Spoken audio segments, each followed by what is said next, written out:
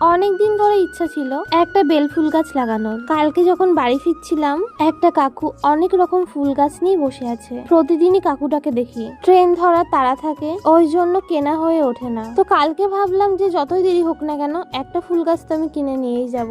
একটা ফুল গাছ কিনতে গিয়ে আমি পাঁচটা ফুল গাছ কিনলাম। বেল ফুলগুলোতে এত সুন্দর গন্ধ ছিল। কালকে যখন ফুলগুলো ট্রেনে করে নিয়ে আসছিলাম আমার আশেপাশে সবাই বলছিল বেল ফুলগুলোতে খুব সুন্দর গন্ধ।